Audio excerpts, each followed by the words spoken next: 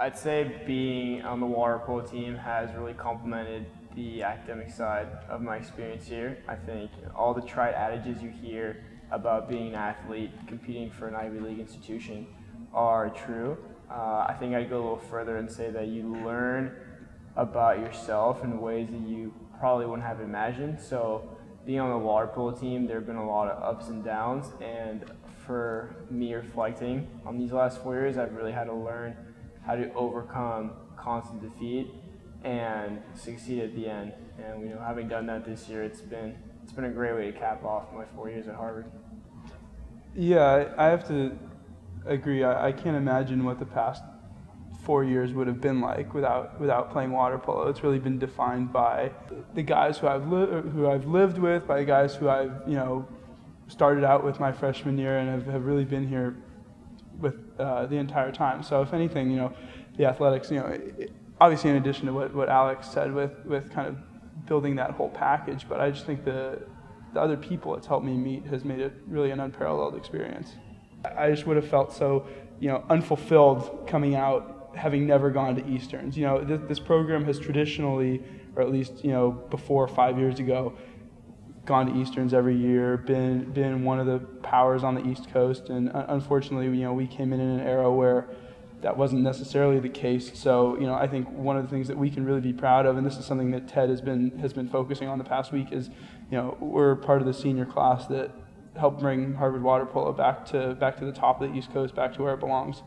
I think getting to Easterns and returning to the status of being a respectable elite team on the East Coast, I think is a testament to both our work and our mentality. So I couldn't be prouder to finish my career on this note. Evan's got a bunch of nicknames. Everyone has a ton of nicknames. That's true. I probably have like 8. I can't keep track of all of them for me. All right, well, there's Zep, just his name is Zepfel, so Zep's really easy. There's Zeppelin, after Led Zeppelin, kind of rhymes. Luca came up with that one. Luca came up with that. Luca's a huge guitarist. We also have, I came up with this one, I'm pretty proud of it. Evan's my roommate, he's really into techno, so I gave him the name DG Easy Zep, but that never really stuck. I've never even heard of that one. I wrote it on your wall in your room, on your whiteboard. Come on, man. Yeah, we got Katzer, we call him the Milkman. Or Saul. Oh, Saul, yeah, because he's just he benches 300 pounds casually. Luka's Bichba, and yeah. that's actually his nickname from home, from Serbia, and I don't know how we found out about it, but somehow we all found out that his name was Bichba, and everyone has been calling him that since then. We also have, Kevin is Diesel, his last name is Di Silvestro. Diesel just sounded pretty sweet.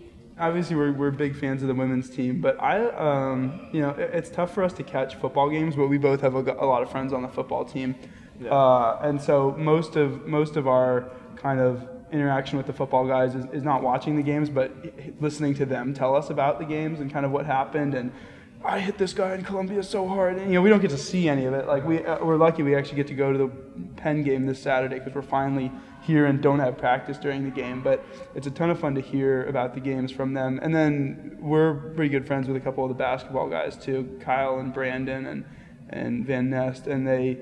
Then Webster. Because all of them live in the same house as we do, and so obviously we love going to basketball games. That's probably the most fun sport here. Teddy used to coach Sheffield High School in Northern California. One of his ex students goes there, plays on the women's volleyball team. My freshman year, a bunch of girls lived on my floor, so I come to their games, they come to our games. So it's a 4-year tradition. Basketball. You're not that bad at basketball. Oh, I mean, I would play. You would be terrible at.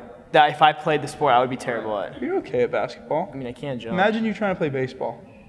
Yeah, you'd kill someone. Yeah, I'd probably kill someone with a bat. Hockey, I'd be pretty bad too. Yeah, I'd die playing hockey. Yeah. You'd think we'd be good at stuff with water, but I actually would manage to flip and cut my jugular vein with a skate somehow. That would probably happen, or probably I would trip over and cut your jugular vein. Yeah.